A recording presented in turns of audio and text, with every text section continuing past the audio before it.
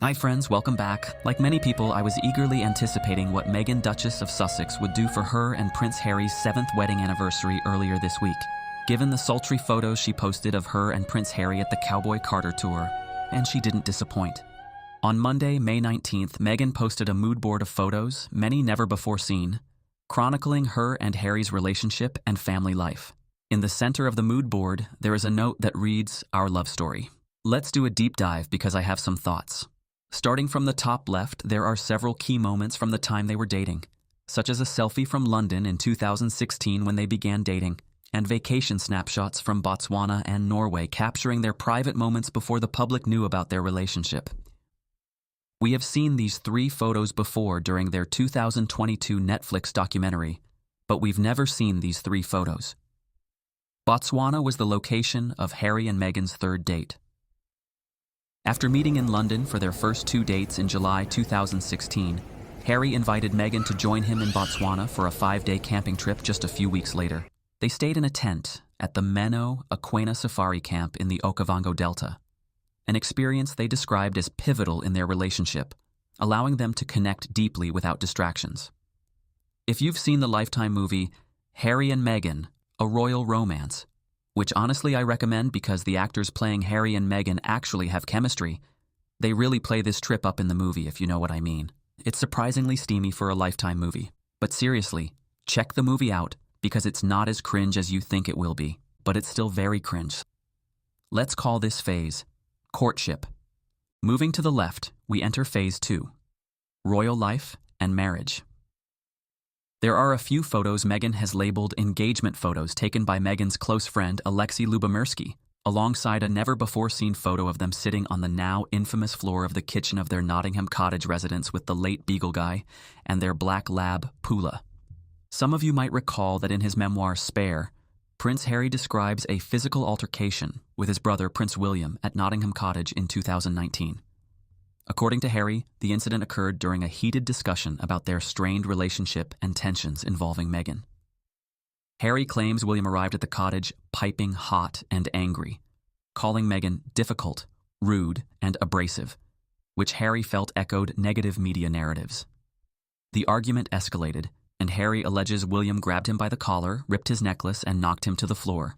Harry says he landed on a dog bowl, which cracked under his back, causing minor injuries.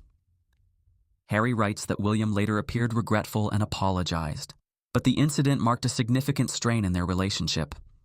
I find it interesting that Meghan included a faceless photo of her and Harry in which the floor is a main character.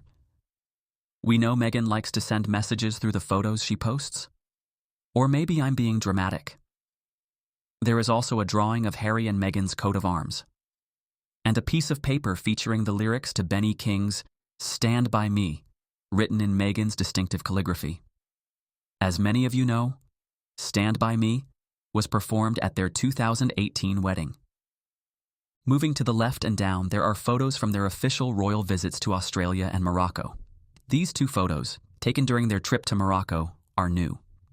This photo in particular looks like it was taken during a private shopping trip, maybe to one of Morocco's many famous markets. It also just reminds me of how much Harry and Meghan accomplished during their short time as senior royals, especially when you consider that in the roughly 22 months of being senior royals, Harry and Meghan went on 4 official overseas trips. In the 5 years since Harry and Meghan stepped down as senior royals, William and Kate have only gone on a total of 5 official overseas trips. I think Meghan included these trips because it was the real high point during their time as senior royals, despite all the chaos. Remember the mania that followed them around. I think the inclusion of these photos also debunks the idea that Meghan left because she didn't want to do the work. Just below those photos is a photo of Harry and Meghan at Holcombe Bay, at Sandringham Beach, with their dogs, during a visit to Norfolk in 2018. Norfolk is a traditional royal haunt. I wonder who was there with them and who took that photo. Above that is an ultrasound image of Prince Archie pinned next to a never-before-seen photo of a very heavily pregnant Meghan in a sports bra showing her bare baby bump, and a tender shot of Harry cradling newborn Archie. These photos offer an intimate and authentic look at her pregnancy, which definitely triggered some people, but we will get to that later. Moving to the right, there is a sweet snap of Harry and Meghan celebrating Harry's 35th birthday and his last birthday he would celebrate in the UK. Moving to the right, we have 4 never-before-seen photos. 2 photos, before and after, showing Harry and Meghan outside Frogmore Cottage, their former UK home, in casual outfits and then dressed for the Mountbatten Festival at Royal Albert Hall. I love the juxtaposition of these photos. We see goofy Harry and Meghan, and then we see glammed-up Harry and Meghan. I believe the note pinned next to the after photo of Harry and Meghan says photo by Chris Allerton, who is a royal photographer. He also took Prince Archie's christening photos. In January 2020, Harry and Meghan announced their decision to step back as senior royals. The Mountbatten Festival at Royal Albert Hall was one of their final royal engagements. Harry received a standing ovation that night. And finally, a shot of Harry and Meghan kissing back home after the event. They look really happy and in love, like a weight has been lifted off their shoulders. Remember, this event took place after they announced their plans to leave. It's interesting that Meghan chose these photos to mark the end of an era. Moving all the way across the board to the left and down, we are now in phase 3, which I'd call new beginnings. There is a photo of Meghan holding a red balloon in front of a cactus marking the new setting for their life, California. A photo that appears to have been taken during the same outing appeared in their Netflix documentary. There are a bunch of never-before-seen photos, including one of Meghan holding a newborn Lilibet while Archie plays nearby. Next to that is a gorgeous photo of baby Lilibet in her crib. A photo of Harry and Meghan when she was pregnant with Lilibet. And a photo of Harry and Meghan kissing on their lawn in front of those 2 infamous palm trees. The photos are centered around a pin that says 2021. Below those photos, we have phase 4. Let's call this phase settled in California. There is a photo of Meghan walking with Archie and Lilibet in a location we've seen in their Netflix documentary. Archie planting a kiss on Lilibet's forehead by a Christmas tree during the 2022 holidays. A heartwarming sibling moment. One of the most intimate photos of the children shared. Christmas 2022, Archie would have been 3 years old, and Lilibet would have been 18 months old. As many people have already pointed out, Archie's hand placement reflects a tender affection that mirrors the dynamic often seen between their parents. His hand gently placed on Lilibet's arm as he kisses her forehead, a gesture that echoes the protective and loving physical closeness Harry and Meghan frequently display. Then there is a series of 3 photos of Harry and Meghan kissing on a beach, and a quote from Walt Whitman. "We were together. I forget the rest." I mean, talk about a quote that sums up the relationship between these two perfectly. Moving on, there is a photo of Harry and Meghan painting with Archie and Lilibet, possibly pumpkins, in their Montecito backyard. A picture of Harry and Meghan kissing on a hike with their dog Pula looking on. Then there are a couple of travel pictures.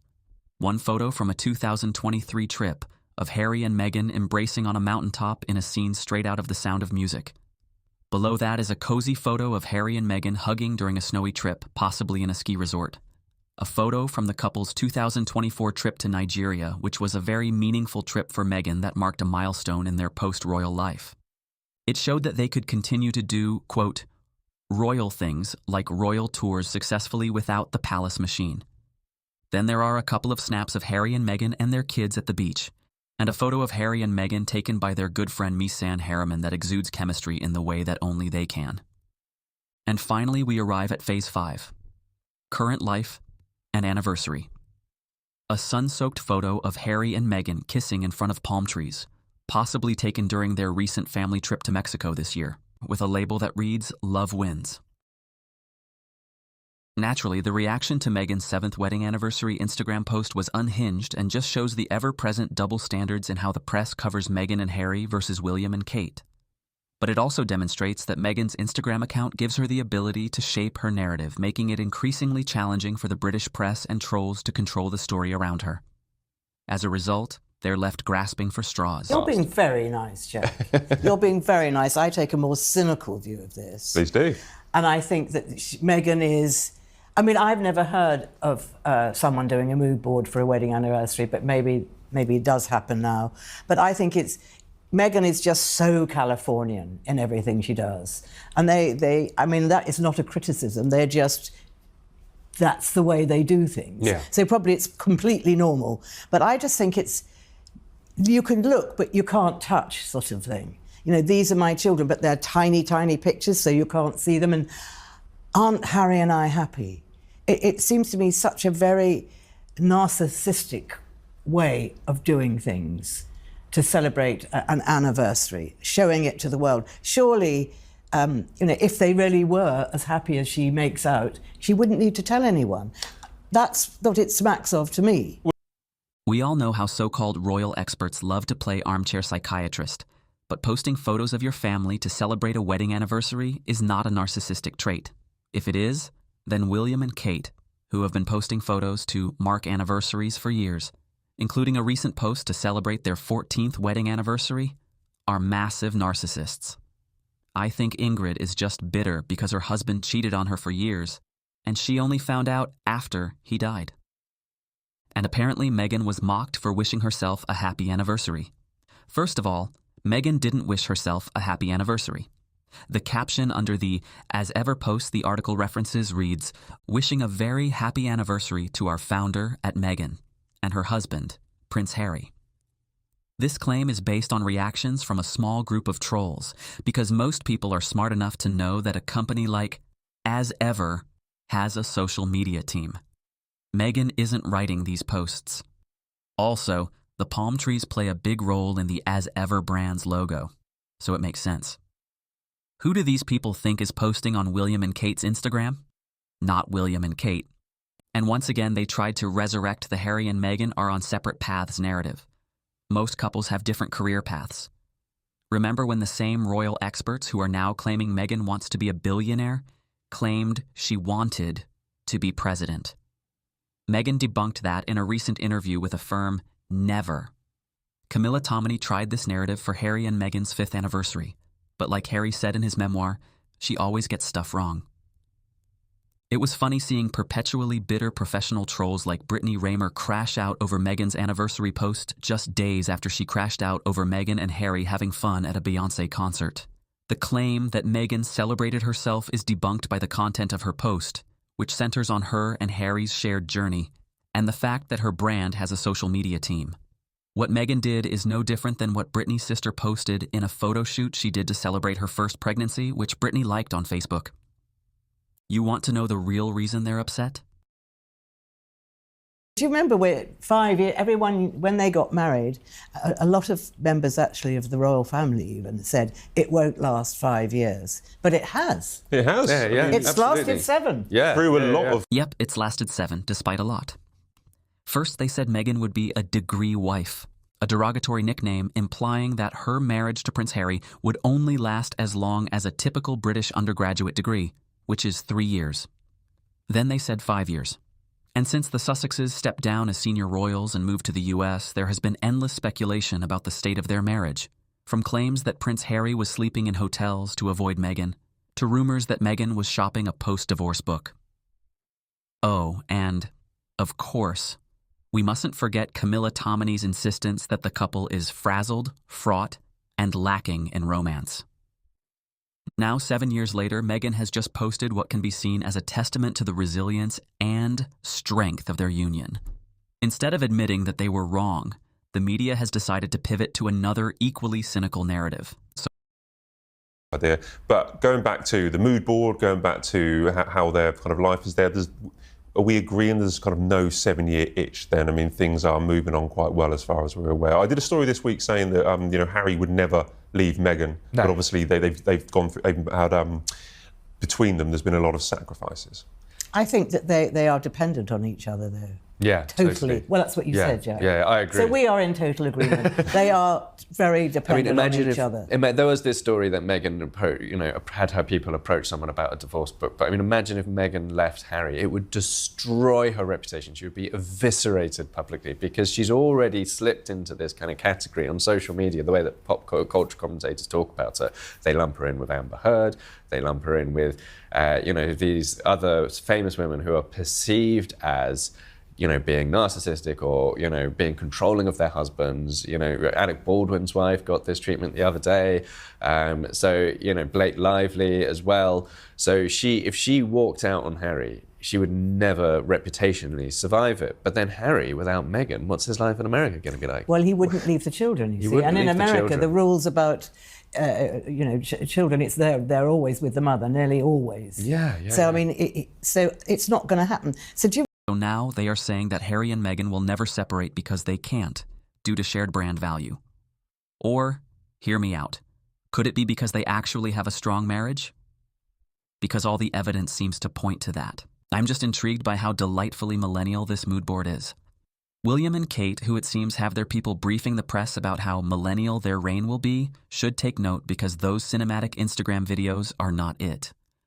I'm also fascinated by the fact that this one post debunks many of the lies and conspiracy theories that Meghan and Harry's trolls and even some members of the royal media have been spreading for years, which ultimately makes it harder for them to profit from spreading them.